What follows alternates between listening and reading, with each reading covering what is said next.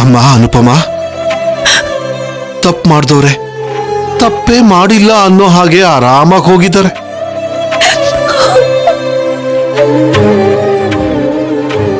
ಸೀತಾ ಮಾತೆ ಹಾಗೆ ನೀನು, ನಿನ್ ಕಣ್ಣಲ್ಲಿ ಕಣ್ಣೀರು ಈ ಮನೆಗೆ ಒಳ್ಳೇದಾಗಲ್ಲಮ್ಮ. ಭೂಮಿ ಮೇಲೆ ಬಿದ್ರೆ ಭೂದೇವಿ ಹೃದಯ ಕೂಡ ಭಾರ ಆಗೋಗುತ್ತೆ.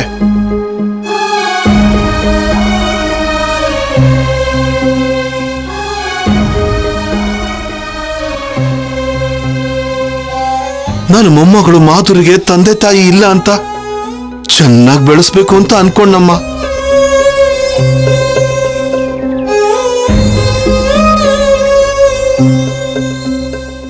ತಪ್ಪು ಮಾಡ್ತಿದೀಯ ಅಂತ ತಡೆಯೋದಕ್ಕೆ ಹೋದೆ. ಅಷ್ಟೊತ್ತಿಗೆ ಕೈ ಮೀರಿ ಹೋಗಿತ್ತು.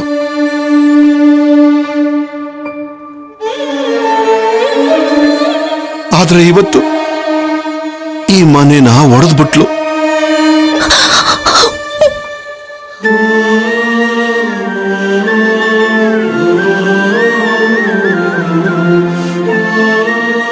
ಅಮ್ಮ, ನನಗೆ ನಿನ್ನನ್ನ ಹೇಗ್ ಸಮಾಧಾನ ಮಾಡಬೇಕು ಅಂತ ಗೊತ್ತಾಗ್ತಿಲ್ಲ. ಈ ತಪ್ಪು ನಂದೆ, ನನ್ನನ್ನ ಕ್ಷಮಿಸು ತಾಯಿ.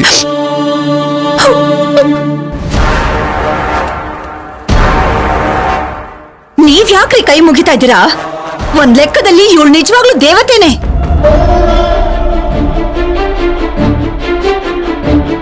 ಮಾಧುರಿ ವರ ಕೇಳಕ್ಕೂ ಮುಂಚೆನೆ ನಮ್ಮ ಅಣ್ಣನ ಅವಳು ಕೊಟ್ಬಿಟ್ಲು. ಅವರು ಮದ್ವೆ ಮಾಡ್ಕೊಂಡು ಬಂದ್ಬಿಟ್ರು. ನಮ್ಮ ಅಪ್ಪ ಅಮ್ಮ ಎಷ್ಟು ಸಲ ಅಣ್ಣನ ಕೇಳು ಅಂತ ಹೇಳಿದ್ರು, ಒಂದು ಸಲನಾದ್ರೂ ಬಾಯಿ ಬಿಟ್ಲಾ? ಇಲ್ವೇ? ಮದ್ವೆ ಮಾಡ್ಕೊಂಡಿರೋರ್ ದೃಷ್ಟಿಯಲ್ಲಿ ಇವಳು ದೇವತೆ ಆಗ್ಬೇಕು ಅಂತ ಸುತ್ತ ಇರೋ ನಾವು ತ್ಯಾಗಶಿಲಾಮಯಿ ಅಂತ ಇವಳನ್ನ ಎಲ್ರು ಹೊಗಳ್ತಾ ಇದ್ರೆ ಅದ್ರಲ್ಲಿ ಆನಂದನ ಹುಡ್ಕೋಬೇಕು ಅಂತಿದ್ದಾಳೋ ಏನೋ, ಅದಕ್ಕೆ ಹೀಗೆಲ್ಲ ಮಾಡಿದಾಳೆ.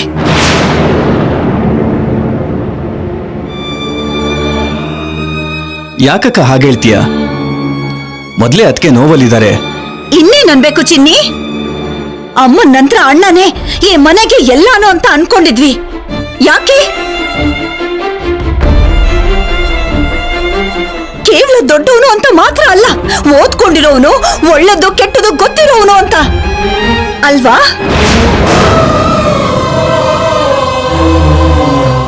ಅಂತ ಅಣ್ಣನೇ ಇವಳನ್ನ ಬೇಡ ಅಂತ ಅನ್ಕೊಂಡು ಆ ಮಾಧುರಿನ ಮದುವೆ ಮಾಡ್ಕೊಂಡು ನೇರವಾಗಿ ಮನೆ ಕರ್ಕೊಂಡು ಬಂದಿದ್ದಾನೆ ಅಂದ್ರೆ ಇದ್ರಲ್ಲಿ ತಪ್ಪು ಯಾರ್ದು ಅಂತ ಅಂತ್ಯ? ನನ್ಗೆ ಡೌಟ್ ಏನು ಅಂದ್ರೆ, ಅಷ್ಟಕ್ಕೂ ಇವರು ಎಷ್ಟು ದಿನ ಅನ್ಯೋನ್ಯವಾಗಿದ್ರ ಇಲ್ಲ ನಾಟಕ ಮಾಡ್ತಿದ್ರಾ ಅಂತ.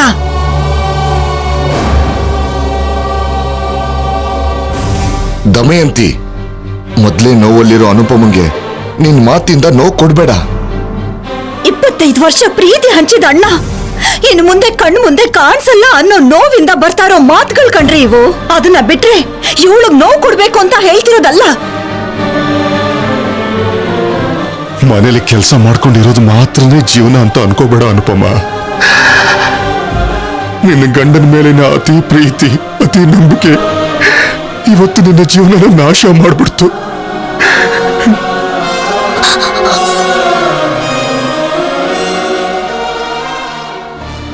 ನನಗೆ ನನ್ನ ಹೆತ್ತ ಮಗನ ಇಲ್ದಿದಾಗ ಮಾಡ್ಬಿಡ್ತು.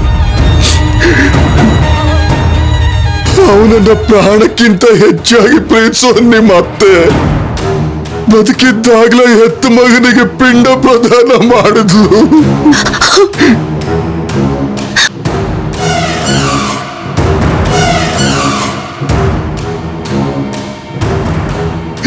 ಇದನ್ನೆಲ್ಲ ನೋಡೋದಕ್ಕ ನಾವಿನ್ನೂ ಬದುಕಿರೋದು ಅನುಪಮ. ಏನ್ರಿ, ಯಾರತ್ರ ಎಷ್ಟು ನೋವು ಪಟ್ರು ಒಂದು ಮಾತು ಮಾತ್ರ ನಿಜ, ಅನುಪಮ ಈ ಮನೆ ದೊಡ್ಡ ಮಗಳು.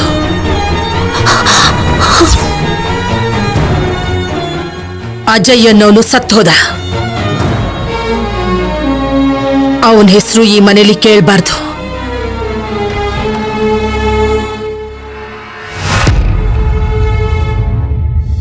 ಚಿನ್ನಿ, ಅಮ್ಮ, ಈ ಮನೇಲಿ ಅವನ ನೆನಪುಗಳು ಗುರುತುಗಳು ಏನೂ ಇರಬಾರ್ದು. ಎಲ್ಲಾನು ಸುಟ್ಟಾಕಿ ಬೂದಿ ಮಾಡ್ಬಿಡಿ.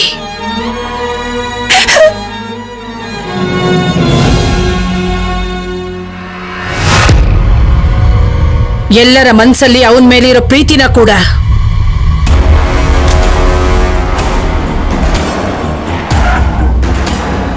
ಇವಳಿಗೋಸ್ಕರ ಸ್ವಂತ ಮಗನ್ನ ಬೇಡ ಅಂತ ಯಾಕಮ್ಮ ಹೇಳ್ತಿದ್ಯಾ? ನೀನ್ ಇವಳು ಕಣ್ಣರಿಗೆ ಸೋತ್ ಹೋಗಿ ಮಹಾರಾಣಿ ತರ ಸ್ವಂತ ಮಗಳ ಹಾಗೆ ನೋಡ್ಕೊಂಡ್ರು ನಮ್ ಜೊತೆಗೆ ಊರಿನ ಜನ ಕೂಡ ಇವಳನ್ನ ಮೂರ್ಖಳ ಹಾಗೆ ನೋಡ್ತಾರೆ. ಅನುಪಮಂದು ಮೂರ್ಖತನ ಅಲ್ಲ, ಪ್ರೀತಿ, ಗಂಡನ್ ಮೇಲಿರೋ ಪ್ರೀತಿ. ಆ ಪ್ರೀತಿಗೆ ಎಂತ ತಪ್ಪು ಮಾಡಿದ್ರೂ ಕ್ಷಮಿಸೋ ಗುಣ ಇರುತ್ತೆ. ಆ ವಿಷಯದಲ್ಲಿ ಅನುಪಮ ಯಾರಿಗೂ ಸಿಗದಷ್ಟು ಎತ್ತರಕ್ಕೆ ಹೋಗಿದ್ದಾಳೆ. ಅವನನ್ನ ತಪ್ಪು ಮಾಡೋ ಹಾಗೆ ಬೆಳೆಸಿದ್ದು ನಾನು. ಅದಕ್ಕೆ ನನಗ್ ನಾನೇ ಶಿಕ್ಷೆ ಕೊಟ್ಕೋತಿದ್ದೀನಿ. ಹಾಗಂತ ಪಿಂಡ ಪ್ರದಾನ ಯಾಕಮ್ಮ ಮಾಡ್ಬೇಕು? ಪುರಾಣದಲ್ಲಿ ಪರಶುರಾಮ ಮಾಡಿದ್ದು ಕೂಡ ಇದೆ. ಎಲ್ಲಿ ತಪ್ಪು ನಡೆಯುತ್ತೋ ಅಲ್ಲೇ ಅದನ್ನ ಸಂಹರಿಸಬೇಕು.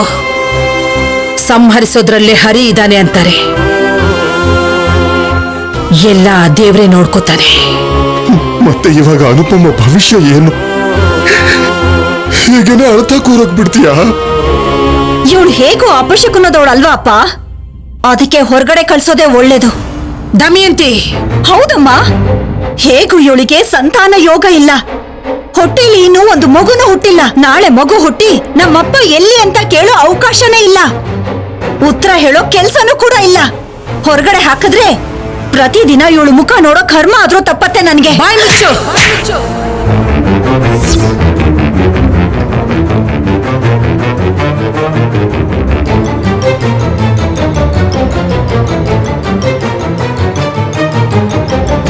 ಅನುಪಮ ಬಗ್ಗೆ ಇನ್ನೊಂದು ಮಾತಂದ್ರೂ ನಾನ್ ಸುಮ್ನಿರಲ್ಲ.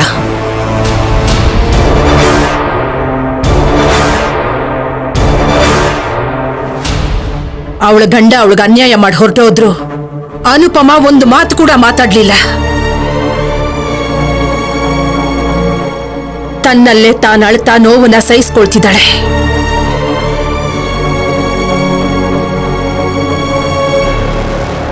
ಅವಳು ನೋವಲ್ಲಿ ಇರ್ಬೇಕಾದ್ರೆ ಬಾಯಿಗೆ ಬಂದ ಹಾಗೆ ಮಾತಾಡ್ತಿಯಲ್ಲ.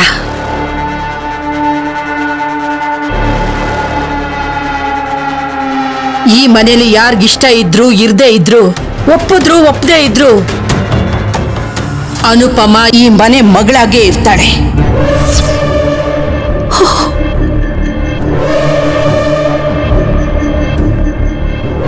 ನಾಳೆ ಬೆಳಿಗ್ಗೆ ಮನೆಗ್ ಬಂದವರು ಇವಳು ಯಾರು ಅಂತ ಕೇಳಿದ್ರೆ ಅವ್ರಿಗೇನು ಅಂತ ಹೇಳ್ತೀಯಮ್ಮ? ನನ್ನ ದೊಡ್ಡ ಮಗಳು ಅಂತ ಹೇಳ್ತೀನಿ. ಇನ್ಯಾರಿಗಾದ್ರೂ ಅನುಮಾನ ಇದ್ರೆ, ಕೇಳ್ಬೇಕಾಗಿರೋದು ಏನಾದ್ರೂ ಇದ್ರೆ ಕೇಳಬಹುದು.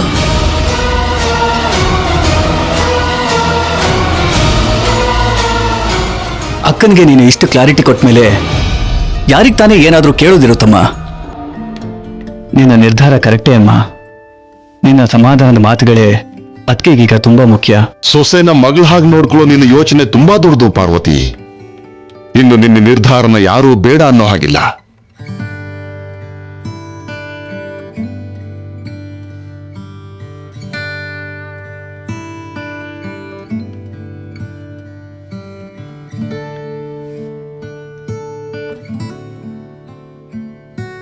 ಮಾವಯ್ಯ ಹೊರಟೋದ್ರು ಅಂತ ಅಳ್ಬೇಡಿ ಅತ್ತೆ. ನಾನ್ ದೊಡ್ಡವನಾದ್ಮೇಲೆ ನಿನ್ನನ್ ಚೆನ್ನಾಗಿ ನೋಡ್ಕೋತೀನಿ.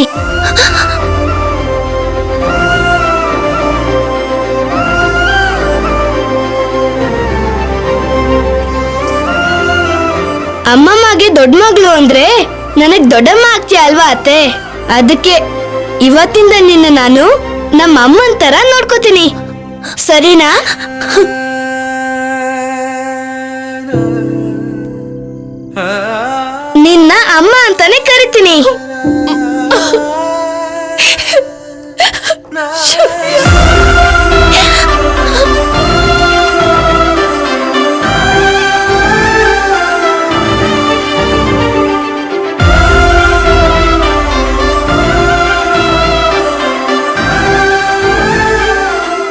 ಶೌರ್ಯ, ಬಾರೋ ಇಲ್ಲಿ. ಅವಳು ನಿನಗಮ್ಮ ಆದ್ರೆ ಮತ್ತೆ ನಾನ್ ಯಾರೋ? ದೇವ್ರು ನಿನ್ಗೆ ಶೌರ್ಯನ ರೂಪದಲ್ಲಿ ಮಗನ್ ಕೊಟ್ಟಿದ್ದಾನೆ ಅನುಪಮ.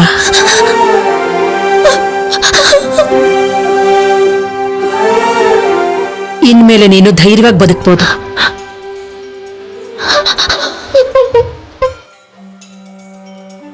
ಕಣ್ಣೀರಿಂದ ಕೆಂಪಾಗಿರೋ ಕಣ್ಣಲ್ಲಿ ಹಳೆದನ್ನೆಲ್ಲ ಮರ್ತೋಗೋ ಶಕ್ತಿನ ಕೊಡು ಅಂತ ಆ ದೇವ್ರ ಹತ್ರ ಬೇಡ್ಕೋ.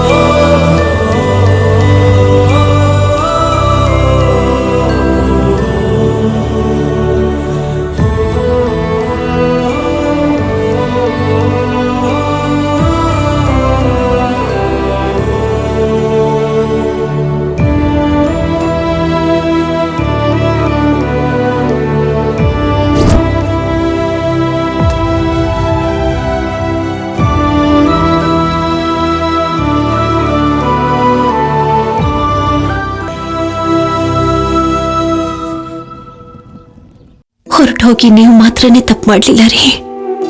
ನೀವು ಹಾಗೆ ಹೋಗೋದಕ್ಕೆ ಕಾರಣ ಕೂಡ ಮಾಧುರಿನೇ. ಮಾಧುರಿಗೆ ನಿಮ್ಮನ್ನ ಕಂಡ್ರೆ ತುಂಬಾನೇ ಇಷ್ಟ ಆಯ್ತು, ಅದಕ್ಕೆ ಹೀಗೆಲ್ಲ ಆಯ್ತು. ಹೀಗಾಗ್ಬೇಕು ಅನ್ನೋದು ದೈವೇಚ್ಛೆ ಇತ್ತೋ ಏನೋ. ಜೀವನದಲ್ಲಿ ಬಂದಿದ್ದನ್ನ ಎದುರಿಸ್ಬೇಕು ಅನ್ನೋ ನಿರ್ಧಾರ ನಾನು ಮಾಡ್ಕೊಂಡ್ಮೇಲೆನೆ ನನ್ನ ಸಮಾಧಾನ ತಂದುಕೊಂಡೆ. ಈ ಕೈಗಳಿಂದ ನಿನಗೆ ತಾಳಿ ಕಟ್ಟಿದ್ದೀನಿ, ಇದೇ ಕೈಗಳಿಂದ ನಿನಗೆ ಕುಂಕುಮ ಇಟ್ಟಿದ್ದೀನಿ, ಇದೇ ಕೈಗಳಿಂದ ನಿನಗೆ ಬಳೆಗಳನ್ನ ತೊಡಿಸಿದ್ದೀನಿ. ಆದರೆ ನಿನ್ನನ್ನು ಹಿಡ್ಕೊಂಡಿದ್ದ ನನ್ನ ಈ ಕೈಗಳೇ ನಿನ್ನ ಬಿಟ್ಬಿಟ್ಟಿದೆ. ಒಳ್ಳೆತನ ಇದ್ರೆ ಜನ ಮೆಚ್ಕೊಳ್ತಾರೆ ಅನ್ನೋದು ನಿಜನೇ. ಆದ್ರೆ ಅದೇ ಒಳ್ಳೆತನ ಜಾಸ್ತಿ ಆಗೋದ್ರೆ ಅದೇ ಜನನೇ ಆಡ್ಕೊಳ್ಳೋದಕ್ಕೆ ಶುರು ಮಾಡ್ಬಿಡ್ತಾರೆ. ಇದೆಲ್ಲ ನನಗೆ ಅರ್ಥ ಆಗೋಷ್ಟರಲ್ಲಿ ನನ್ನ ಸೌಭಾಗ್ಯನೇ ಕಳೆದೋಯ್ತು. ನಿನಗೆ ಅನ್ಯಾಯ ಮಾಡಿದೆ ಅನುಪಮ. ನೀನ್ ನನಗೆ ಶಾಪ ಕೊಡೋ ಅಗತ್ಯ ಇಲ್ಲ. ನಿನ್ನ ಮೂಕ ರೋದನೆ ನನ್ನನ್ನೀಗಾಗ್ಲೇ ಪಾತಾಳಕ್ಕೆ ತಳ್ಳಿಬಿಟ್ಟಿದೆ. ಈಗ ನಾನೊಬ್ಬ ಖೈದಿ ಅಷ್ಟೇ.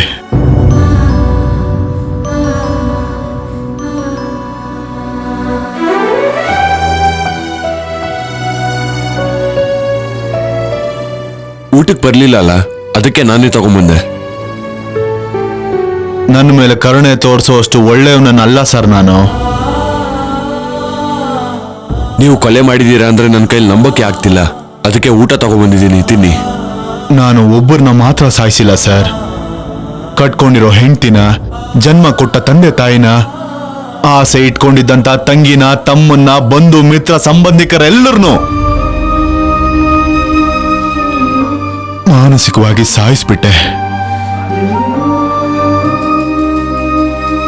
ಕ್ಷಮಿಸೋಕಾಗ್ದಿರೋ ಅಂತ ಹಂತಕ್ಕಾಗಿದ್ದೀನಿ. ತಿಂತೀನಿ, ಆದ್ರೆ ಬದುಕೋದಕ್ಕಲ್ಲ, ಪಶ್ಚಾತ್ತಾಪ ಪಡೋದಕ್ಕೆ.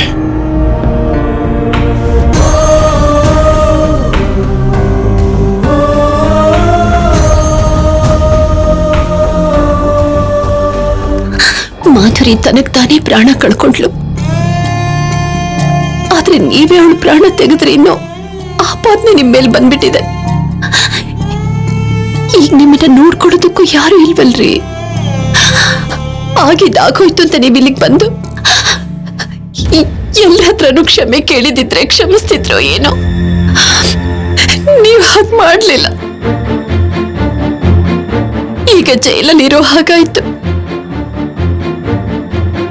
ಅಮ್ಮ,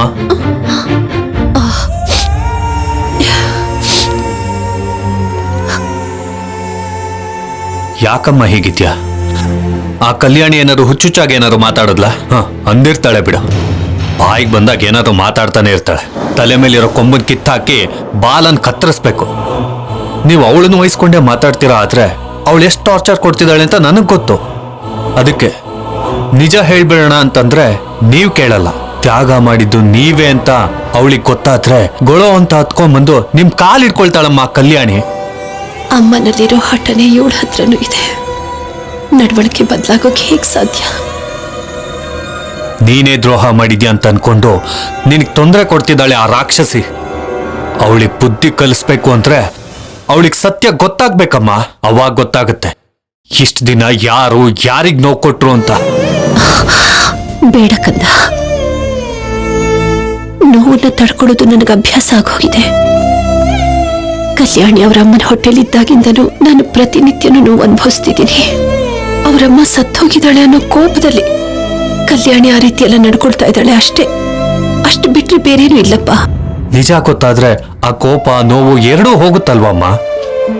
ಬೇಡ ಶೌರ್ಯ, ಈ ಕಾಲದ ಮಕ್ಕಳಿಗೆ ನಿಜ ಗೊತ್ತಾದ್ರೆ ಅದನ್ನ ತಡ್ಕೊಳ್ಳೋ ಶಕ್ತಿನೇ ಇಲ್ಲಪ್ಪ. ಮೋಸ ಮಾಡಿದವಳಮ್ಮನಿಂದ ಗೊತ್ತಾದ್ರೆ ಪಾಪ ಪ್ರಜ್ಞೆ ಕಾಡುತ್ತೆ. ಅವಮಾನ ತಡ್ಕೊಳಕ್ಕಾಗದೆ ಏನಾದ್ರೂ ಹೆಚ್ಚು ಕಡಿಮೆ ಮಾಡ್ಕೊಂಡ್ಬಿಟ್ರೆ. ಮೊದಲೇ ವಯಸ್ಸಿಗೆ ಬಂದ ಹುಡುಗಿ, ಬಂಗಾರದಂಥ ಭವಿಷ್ಯ ಅವಳ ಮುಂದೆ ಇದೆ.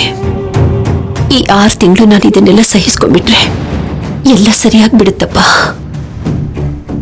ಆದ್ರೆ ಕಲ್ಯಾಣಿ ಜೀವಕ್ಕೆ ಏನಾದ್ರೂ ಅಪಾಯ ಆಗ್ಬಿಟ್ರೆ ದೊಡ್ಡ ನಷ್ಟ ಆಗ್ಬಿಡುತ್ತೆ ಕಣೋ. ಸರಿಮ್ಮ, ನಾನ್ ನಿಜ ಹೇಳೋದಿಲ್ಲಮ್ಮ. ಆದ್ರೆ ಯಾವತ್ತಾದ್ರೂ ಒಂದಿನ ನಿಜ ಹೇಳ್ಬಿಡ್ತೀನೋ ಏನೋ, ಅದು ಮಾತ್ರ ನನ್ನ ಕೈಯಲ್ಲಿಲ್ಲ.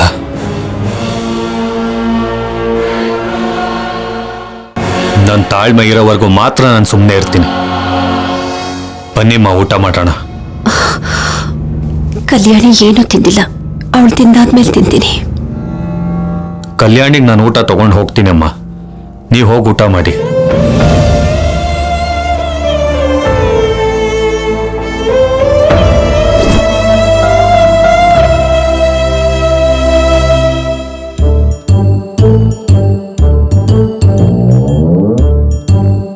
ಕಲ್ಯಾಣಿ,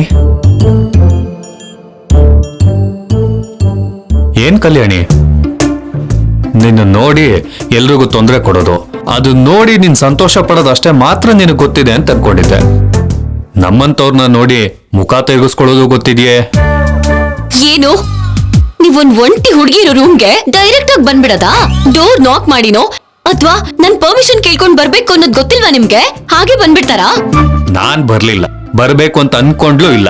ಅನುಪಮಮ್ಮ ಹೇಳಿದ್ರು ಅಂತ ಬಂದೆ. ಅದ್ ಸರಿ, ಇಲ್ಲಿ ಹುಡುಗಿ ಯಾರಿದ್ದಾರೆ? ನಾನಲ್ವಾ? ಇಲ್ಲ, ನೀನ್ ದೊಡ್ಡ ರೌಡಿ ಅಲ್ವಾ? ನೀವು ಪೊಲೀಸ್ ಆಫೀಸರ್ ಅಲ್ವಾ? ಅದಕ್ಕೆ ಎಲ್ಲರೂ ನಿಮ್ ಕಣ್ಣಿಗೆ ಹಾಗೆ ಕಾಣಿಸ್ತಾರೆ. ಅಂದ್ರೆ ನಿಂಗ್ ಹೊಟ್ಟೆ ಸಿತಲ್ವಾ? ತೊಲೆ ಸಿಡ್ದು ಹೋಗ್ತಿದೆ. ಅಂದ್ರೆ ಹೊಟ್ಟೆ ಖಾಲಿ ಆಗಿದೆ ಅಂತ ಅನಿಸ್ತಿದೆ. ಈ ಊಟ ಮಾಡು ಕಲ್ಯಾಣಿ, ಎಲ್ಲ ಸರಿಯಾಗಿ ಹೋಗುತ್ತೆ. ಅನುಪಮಮ್ಮ ಕಳ್ಸಿರೋದಲ್ವಾ, ತುಂಬಾ ಚೆನ್ನಾಗಿರುತ್ತೆ. ಅಂದ್ರೆ ಏನು, ಅವ್ರು ಕಳ್ಸಿದ್ರೆ ನಾನ್ ತಿನ್ಬೇಕಾ? ಅವ್ರು ಮಾತಾಡಿದ್ರೆ ಮಾತಾಡ್ಬೇಕಾ? ಅಷ್ಟಕ್ಕೂ ನನ್ ಮೇಲೆ ಅವ್ಳು ಏನ್ ಕಮಾಂಡ್ ಮಾಡೋದು? ನನಗ್ ಊಟನೂ ಬೇಡ, ಏನು ಬೇಡ. ಹಾಗಾದ್ರೆ ನಿನ್ ಕೋಪನೇ ಇಷ್ಟ ಅಂತ ಆಯ್ತು. ಅಂದ್ರೆ ಅನುಪಮಮ್ಮ ಹೇಳಿದ್ರು ಅಂತ ನಿನ್ಗೆ ಊಟ ತಂದೆ ಹೊರತು ನಿನಗ್ ಊಟ ತರಬೇಕು ಅಂತ ನನಗೇನ್ ಇಂಟ್ರೆಸ್ಟ್ ಇರಲಿಲ್ಲ. ಆದ್ರೂ ಈ ಮನೆಯಲ್ಲಿ ನಿನ್ ಬಗ್ಗೆ ಯೋಚನೆ ಮಾಡೋ ವ್ಯಕ್ತಿ ಅಮ್ಮ ಮಾತ್ರನೇ, ನಾನ್ ಕೂಡ ಅಲ್ಲ. ಅದಕ್ಕೆ ಇವಾಗ ನಿನ್ನ ಊಟ ಕೂಡ ನಾನೇ ತಿನ್ಬಿಡ್ತೀನಿ.